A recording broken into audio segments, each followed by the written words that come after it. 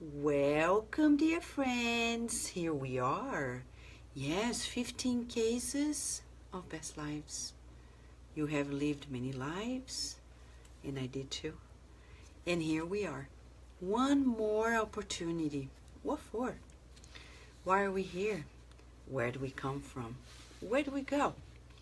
These are questions, and you may have answers tonight. Because Allan Kardec, when investigating more about life, communicating to the spirits of the spiritual realm through the mediums, and I'm saying spirits in the spiritual realm because you're a spirit as well and you're here in the material plane, and he got to know that our instinctive tendencies can tell us who we were in previous lives. Remember, we were more immature yesterday than today, not only in this reincarnation, but in previous lives. We were, in a way, worse than today, so you're getting better. Rejoice.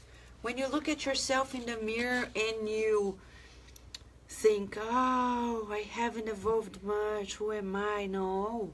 Look at yourself in the mirror and say, no, thank God, I'm better today than yesterday, and I'll be better tomorrow than today, because we always progress. This is one of the laws of life, law of progress. And we always progress, we never regress. Never, ever, ever, right? Yes, we never regress. And we have an opportunity together with people and the loving spirits to boost the pace of our progress. When Allan Kardec, the researcher and educator, asked the illuminated spirits, can we dictate the pace of our progress? And they actually said yes. You can progress as fast as you want. It's up to your will. So we better have goodwill. No wonder Jesus said, goodwill amongst men, because without goodwill we don't go places. Remember when we were studying Thought and Life? If you are here with us and you haven't studied with us the book Thought and Life by Emmanuel, you can recap it either here in the videos of Facebook page of Kardec Radio, or the YouTube channel at Kardec Radio, or in our beautiful radio app where we're streaming the cases and the chapters of the book Thought and Life. There in chapter 2, we hear that our will is the manager of our minds. Your will gives direction to where you want to go. Yes. When you say, oh, I can't, even psychology already says, actually, you don't want to. Because where there is a will, there is a way. Right? And it is so true. So in this beautiful day, we're going to study case number 6 from the book 15 Past Lives by Amália Domingo Soler. And we ask her permission to enter these reports, asking for her guidance and for the guidance of her team to lead us in new understanding, seeing ourselves better today. These are cases of rich beggars. Can you believe it? No? Yes, it is true. I'm going to tell you about it, but before we go there, we're going to say hi to our beautiful community and give you a virtual hug, because we're in this beautiful classroom in the 11th hour Spiritist Center, as Rudy posted to all of us the other day, correct? Right, dear Rihanna? How are you? And Nico? Beautiful family, happy Mother's Day. Beautiful Leticia and Juliano, friends of the heart. So, how are you? Beautiful friend. Ceissa, beautiful Ceissa. Shane. By the way, this book is being translated by Carlos and Shane, and we're working on the revision of it.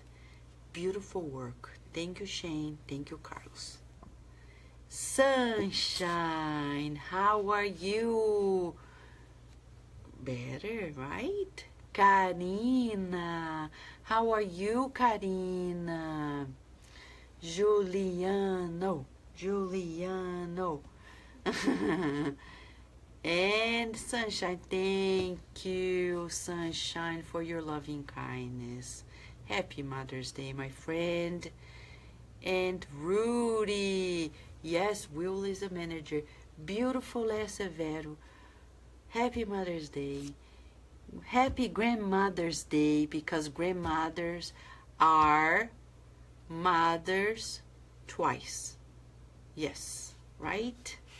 Yes. Danny and Erica, hello, friends. And who is here? Besides Mr. Joseph? And besides our good spirits, still incarnated? Who is here? Ta-da! It's a great joy to be here with you once again. Yay, Carol and I, you know these screens, we need to send a message to Mark Zuckerberg. Zuckerberg, please. Can we Facebook on a landscape mode? Because we need to have everybody included. This is too skinny. And our diet's not helping us to fit in, right? Right. You're right on. Yeah. Jailton, how are you? We hope you have had a beautiful day. Not meditating only about you as a mother, but you as a daughter or a son. Remember, our relationships with our parents are very meaningful. No, it's not by chance. We were reincarnated with XYZ parents. And no matter what our mothers have done, we owe them our lives. The Spiritist view on motherhood is such that we need to be grateful to mothers no matter what. Even those who abandon their children. We feel for them, but we are grateful that they didn't quit before they gave birth.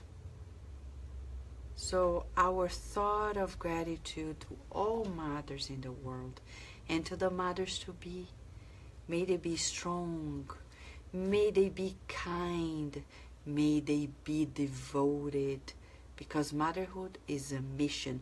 Right, Rosaline Rosa, how are you? Okay, let's go. 2 cases of rich beggars. What? Yes, Amália Domingo Soler. It's very interesting the way she writes, because it's almost like a conversation with the reader. We recommend that you read her books. But if you, while you await for the release of this book, go read Memoirs of Father Germain. Yvonne Limoges' father, he translated it, and it's available. Go to Amazon.com. You can buy Memoirs of Father Germain. Fantastic book. Yes, her spirit guide. She begins today by saying that she was reading the newspaper. So next time you read the news, think about these questions she's making. She read about 2 cases of beggars. One, in which a man who used to beg in the street was found with 7,000 Spanish money, pesetas. And the other night, a woman who was a beggar as well was taken from a shelter, and she had 8,000 Spanish money, the pesetas. And then she made a comment herself. What a terrible story. What terrible story must be behind the story of these 2 individuals. And then, to tease our understanding, Amália, interestingly, refers to a myth, the myth of Tantalus. It's very interesting because it's a myth, and you know, mythology really is a way for us to know more about ourselves. It's about this archetype of humanity. So let me just tell you briefly about Tantalus, in the myth of Tantalus, and I have it right here with me, and you can research more later. It's so interesting, these Greek mythology figures. He was a great mythological figure, most famous for his eternal punishment in Tartarus, because he made a big mistake. Historically, it says that he was an inhabitant of Tartarus, which was a deep portion, the deepest portion of the underworld. And I'm reading here from the internet, okay? So you can research more later. And it was a space reserved for punishment of evildoers. But in spite of being already there, he did even worse than that. He, even in the underworld, he stole a few things, and in order to be, you know, good with the gods, he thought about, I'm gonna sacrifice one of my sons. So he cut the son, he boiled him up, and served the gods with a banquet of his son's pieces. You know, what a twisted mind, right? But later they found out, and the bottom line is this: he was punished, and his punishment was to stand in a pool of water beneath a fruit tree with low branches. And whenever he reached for the fruit, the branches raised his intended meal from his grasp. Whenever he bent down to get a drink, the water receded before he could get any. Over his head towers a threatening stone like the one that another god is punished to roll up a hill. This fate had cursed him with eternal deprivation of nourishment. So Tantalus is being mentioned by Amalia Domingo Soler because of the paradox. Beggars who had a lot of money.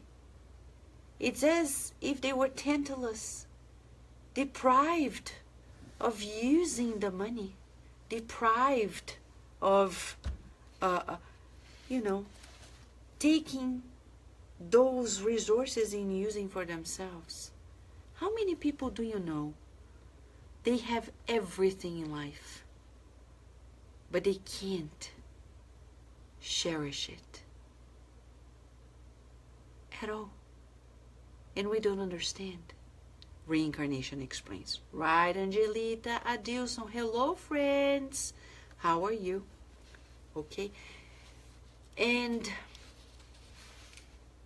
Amalia Domingo Soler, by mentioning the myth of Tantalus, she is asking her spirit guide, these two beggars, this man and this woman, who were found begging their whole lives, but had a lot of money in their hands, why did they experience that? What have they done in the past? Pause. If you want to know more about the present causes and the past causes of suffering, please go to the Gospel According to Spiritism by Kardec. Chapter 5, which by the way is the longest in the Gospel According to Spiritism by Kardec, talks about the causes of our suffering. And funny enough, many people think that all the causes are past. No, the causes are in the present. Because you and I can reprogram our minds as we speak. But to reprogram our minds, we need to reprogram our minds. What does that mean? It means reprogram. You need to have a program to override the program that you have recorded for many lives. Do you have a program? Where do you buy it? At Amazon? No. It's in your conscience. There lies the power of affirmations. How many beliefs have you carried from your childhood? Oh, my family always said this. In my family, everybody experiences cancer. You know, inevitably, I will experience too. Everybody has problems in relationships. I will have problems too. Who said so? Can you reprogram? Not only you can, but you should. But Vanessa, I have to pay. No, but you pay with love for yourself and for others. God is merciful. Oh yes. And you can embrace love and reprogram. But you need a program. An inner program so you can function according to it. That's why we need affirmations. I am a child of God. I love myself. I am loving. I am patient. I am kind. I am strong. Look at yourself in the mirror and say, no, I have friends. People also accept me for who I am, and I do accept them too. Visualize that good. No wonder Emmanuel said in chapter 10 about understanding from the book Thought and Life. If you want to be free from the shackles of the past, what did he say, Carol? Feel the good. No, first seek the good. Feel the good. See the good. Visualize the good. And then mold the good. Right, using Carol? all the resources that are available to you. Right, Carol? Yes, that's right. Right? Mm-hmm. You know we have the power to turn it all around. Yes, we do. We're For not sure. doomed, Never. right? That's the beauty of life. Yes. Reincarnation in and of itself already is a living proof that we are not doomed, because whatever we were less prepared to accomplish in a previous life, we are given brand new opportunities once again, and every day can be seen like a new reincarnation. Why not? Yes, exactly, Carol. Thank you for sharing this. And that's exactly what we're talking about here.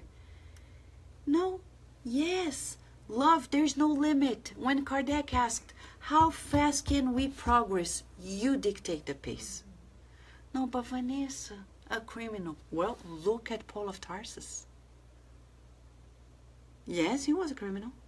No, he didn't want to be a criminal, but he became one. And he really changed. In 30 years, he ascended. You can do the same. Little choices that make the whole difference, because at the end of the day, we are vibrating beings. Look who is here. Deborah, our beautiful Deborah Beldovics from the Good Harvest Group in New Jersey, who won the trip to go to the symposium. She was there, and I hope you have enjoyed it, Deborah. I apologize if we didn't have enough time to sit down, but you know, in between motherhood and the spiritist care, and there is just a human life. But we keep you in our hearts. We admire your work, and we hope you can come here to DC and Virginia one day to share your studies too. We're going to talk more about this. Now, thank you, Sunshine and Leia, for asking about Amália Domingo Soler book. Memoirs of Father Germain is available, as Leia Severo is saying, and it's available as paperback. It's a must. That book is unbelievable. we're forever thankful to those who translated it. Now, let me share.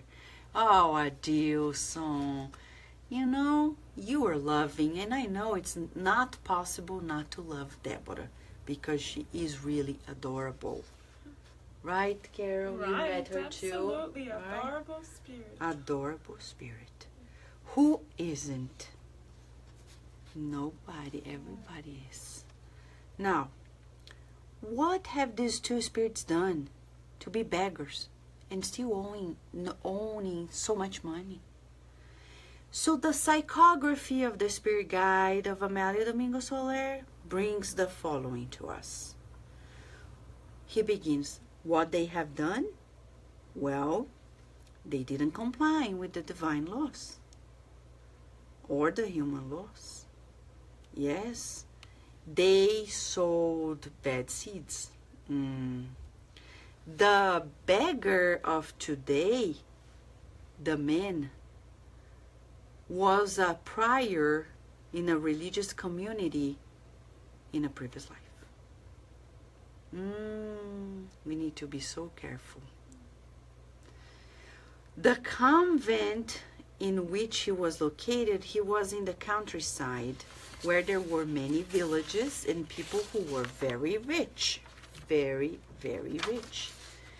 The inhabitants of those villages were obliged to pay to the prior of the convent the earnings of whatever they earned regarding the agriculture and also the animal care that they had there.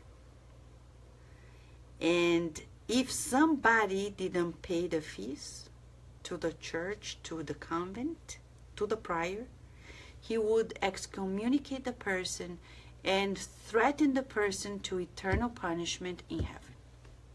Can you believe it? No, but you know, we put a pause here. And the fact of the matter is that many spiritists don't do these financial threats. But if sometimes, I've seen it, I talk to my grandmother and she talks about in her generation, how many spiritists didn't understand about the laws and they actually created this fear in people that, oh, if you're not doing this, you're going to be in the lower zones. The bad spirits are going to come and harass you. You're going to be obsessed. But people are not going to devote their lives to the good out of fear. Therapeutic question for us. How many things do you do daily that are done based on fear? Making decisions out of fear. Fear of not being approved of. So you don't say no. What if I say no and people think this? And they make decisions, financial, relationships, based on fear. Oh, this person who is a relative of mine is making a mistake, but I'm not gonna say anything, because if I do, they're not gonna help me when I need, and I need them for this and that and the other. Fear, fear, fear, fear, fear. And who is creating that fear in your life? The most important thing is, why are you allowing yourself to be afraid? Hello, Angela Flores, beautiful mom and now grandmother. Beautiful hug, Angela. And Rita Di Cassia. Now, that man who was a beggar, he was a prior in a previous life, and he abused his power, and he was very greedy, ambitious, to no limits. But you know what happened? When he discarnated in that life, he left all the possessions behind him, and when he got to the spiritual realm, he saw himself like with nothing. For him, he was poor, and he had no virtues. He only had vices. Vices that were so deep that they were very difficult to be corrected. Beautiful cases that talk about a reincarnation, what happened in between reincarnations. And in his case, because of the severity of his greediness, of his lack of virtues to the good, he reincarnated many times, but he was always thirsty for gold. So this life, he needed a restriction because he couldn't have access and use it for himself.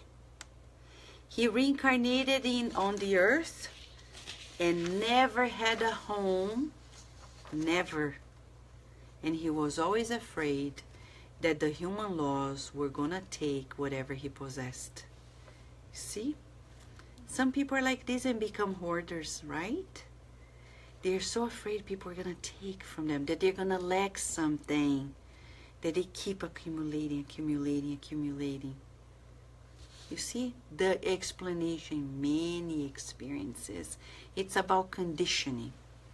And this man, he took many existences and he is going to reincarnate many others, they're saying, because he doesn't know what he's doing.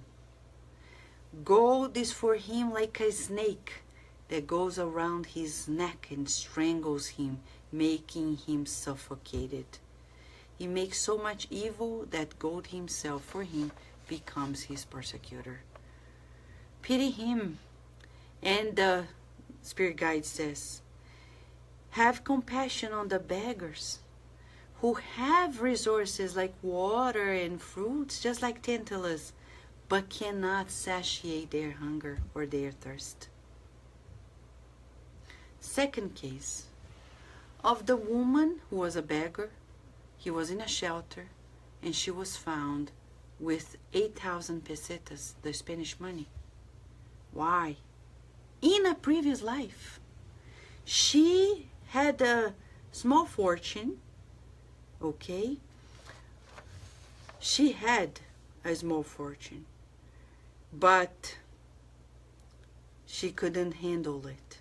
In a previous incarnation, she was a very beautiful lady who dreamt about being very rich.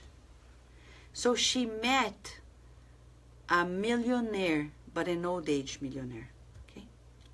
And she seduced him. She was very charismatic, loving, expressive, and she conquered the loving care of this old man. And she had all the intentions of taking his riches.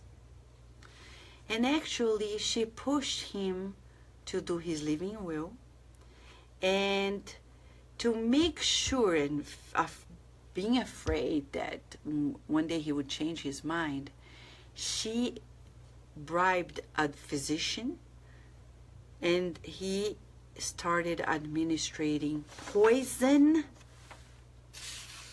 to this old man, her husband, making sure that he would feel pale and bad, so she had an excuse saying, oh, we're gonna travel with him, he may feel better. And in that trip, she abandoned him in a hotel room, just left him a wallet with little money. And because he was truly poisoned, he couldn't think for himself. He was admitted in a nursing home for people who were 80 and up, and she died without noticing. She, on her side, returned to her country where her punishment started. Why? The family of the millionaire, they sued her and they took everything. So she actually died as a beggar in that life and continued in this life. But the beauty of it all is that when she discarnated in that life, she met the man who she abandoned, the old age millionaire. And he forgave her generously, and he actually counseled her to never go through the same pathway.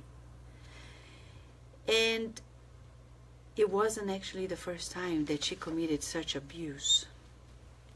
In this current existence, she found means to acquire some form of riches, but she never used it for herself.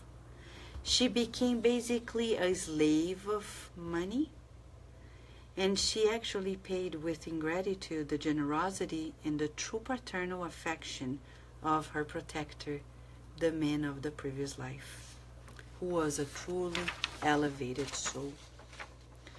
So the spirit guide of Amalia says, you were right, Amalia, when you say that they must have done something really wrong to go through the lives of beggars.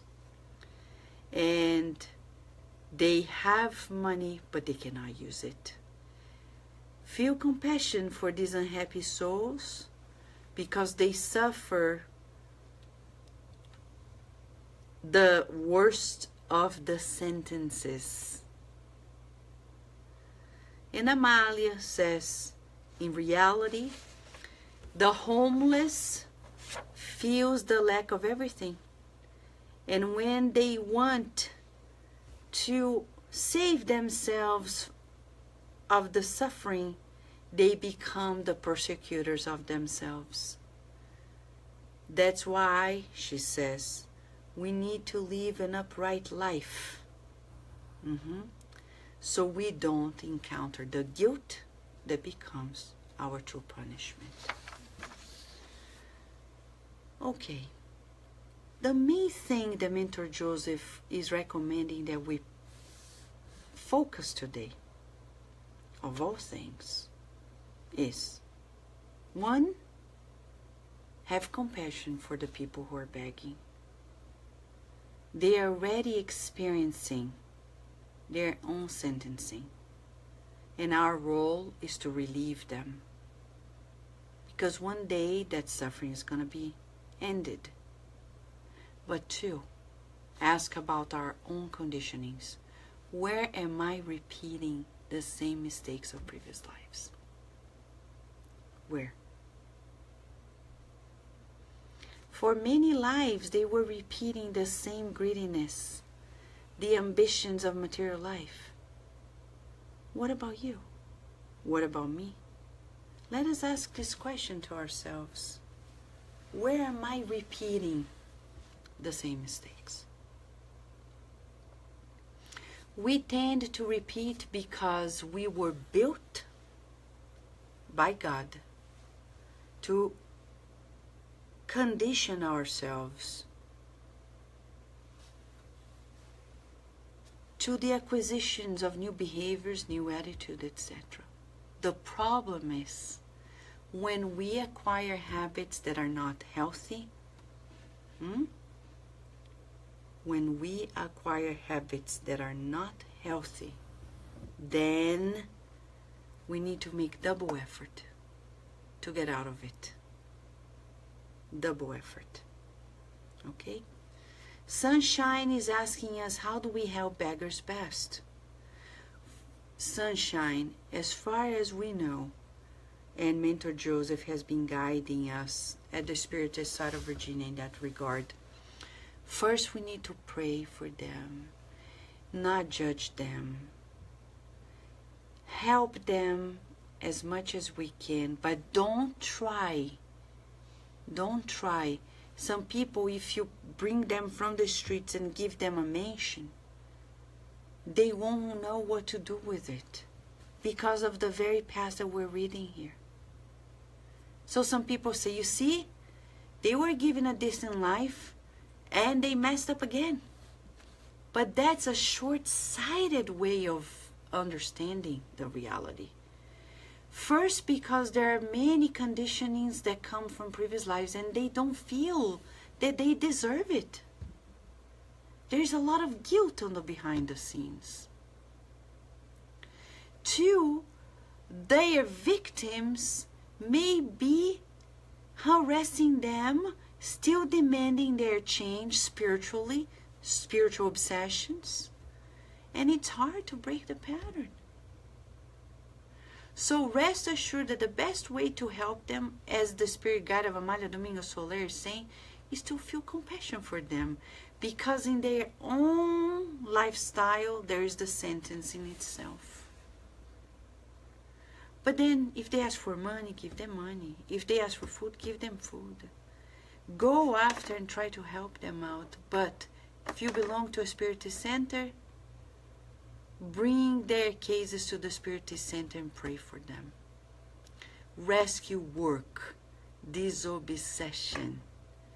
Today we were in the spirit side of DC in our workshop, and for the first time ever, I think I've never seen that in my life, okay?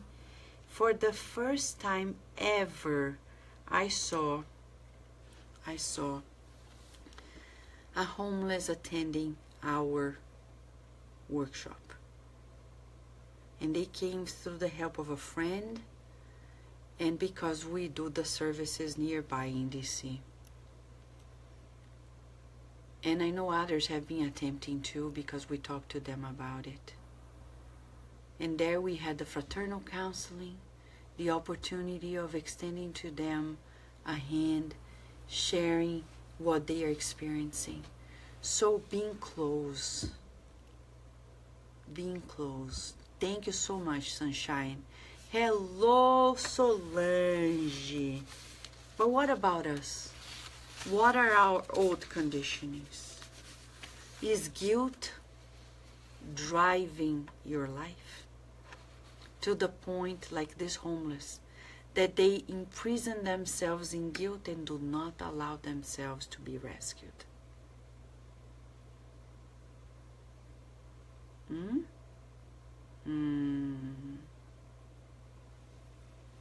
You're right, Rita de Cássia, and we never know if we're going to be in the same condition. Life is a box of surprises. That's exactly, we don't know.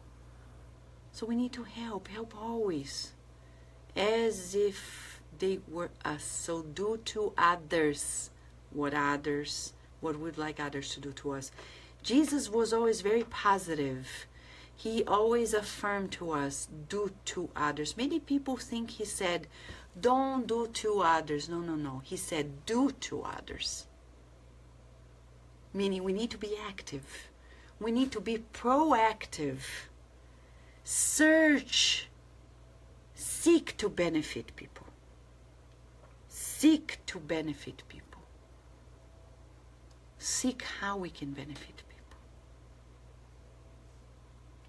Goodness is always ahead. And he comes and says, I'm going to help you. I can see where you need the help. And that's how we go help. But the main question for us tonight, the key word here is conditioning. What has been the old conditioning? The top, if you make a list of 10 top conditioning that may be deterring you from progressing, and you're actually repeating. Here I am again, repeating and repeating and repeating, and you think, oh, you see, I'm doomed to this repetition. Seek the good, feel the good, visualize the good, mold your life to the good with all the resources you can muster. We can change it if we seek the good. Because the old conditionings, like Paul of Tarsus said, the old man can only die, I would say recycle in modern words, if we seek the good. So what is to seek the good? New model. Who is your guiding model? Jesus. He is the one dictating than you. But I don't know how to deal with this family member. Aim at your personal trainer. He's saying, left arm, right arm, left arm, right arm. Push-ups. I love this person. Again, I love this person. Push-ups of the soul. He's telling us, come on, you can do it. You can love the enemy. I know it's hard. But he's saying, go, go, go, go. Believe in the good. After all, everybody's a child of God. Keep pushing, keep pushing, keep pushing. Yes, it's boot camp of the good. Zumba of the good. Yoga of the good. The good. Whatever you want. What kind of exercise you like. The good. Cooperation. Right, Rudy? Right, Carol? Right. Push-ups. Ooh, I love myself. Ooh, I love myself. Ooh, I love that person. We can do it together. Exactly. So Carol is reminding us we need to seek the good, and to seek the good, feel the good. But that person always does this. Okay, I'm going to boost the department of my imagination, says Mentor Joseph. See that person with different eyes. You know, nowadays we have these tools. I never use them, but I'm going to start using just so I play my imagination. You know, every camera, or there are apps I've heard about, I think even in Instagram, I don't know. People can take pictures and put like funny things in the picture. Take the picture in your mind of the person who is pushing your buttons. Make cute faces on them. Yeah, play with it. Look at them with different eyes. Seek the good. You know, at the end of the day, they're cute. At the end of the day, they are funny. At the end of the day, they are just like, they need the pixie dust of your love. The pixie dust of God's love. Visualize the guardian angels behind a person. And let us keep investing on the good. You want to be an investor? No, we don't need your money. We need, what do we need? Love. The investment of your love. Who is the number one person in your list who needs your investment of love? Who is the person? You know the name? Write it down. Take pictures. Put a lot of cuteness in the picture and send lots of pixie dust of love. Shall we? Shall we? Yes. Department of Imagination is not only for businesses. It's used to spice up your relationships. My relationships. Forgive as many times as needed. Begin anew. Invest, invest, invest in the good. Always. Right, beautiful Bianca. Happy Mother's Day. Rita de Casa is mentioning, we have a shelter here in Atlanta, and there is not only poor people needing help. Once there was a gentleman, there was a judge. What kind of situation took him there, paying his soul?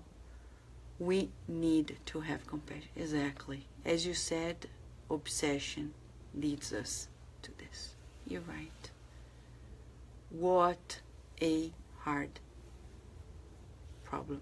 And Rudy is saying, myself, you're the top on your list? Take your picture then, Rudy. Cutie mark, like the power ponies, the ponies. And look at yourself and say, I love myself. I love myself. I'm a child of God. Friends, how many reincarnations have we worked on it? Probably this is the first one. It's very likely that this is the first one in which we are finally realizing that we need to reprogram our minds. And to reprogram, we need a program. And the program of love. Love yourself. Seek the good in you. You are a child of God. Seek the good in people and keep investing. Yeah, you may cry and complain, but never give up. Never isolate yourself. Keep working and investing and allow people to take their time. That's exactly what the good spirits are telling us. Relieve your heart from guilt, because guilt imprisons us, and only love can set us free. The truth of love. Right? Yes, Jesus said it, because he's really passing by. Yay. Yes, he's passing by. I can hear. Sure. Right, Carol? Yes. Jesus is passing by. Jesus is passing by. And when he comes, everything is fine. Sadness is gone and happiness arrives. And when he comes, everything is fine. Sadness is gone and happiness arrives. A big hug, right, Carol? Yay, big hug, everyone. And beautiful children of God. yes, and sleep tight. Don't let the bed bugs bite. And if you're not gonna sleep, stay awake with or without coffee. And don't forget, Jesus is passing by. Ride with him today and recondition your mind. Reprogram yourself. You deserve to be happy, and you must. Bye, Michelle. Bye, friends.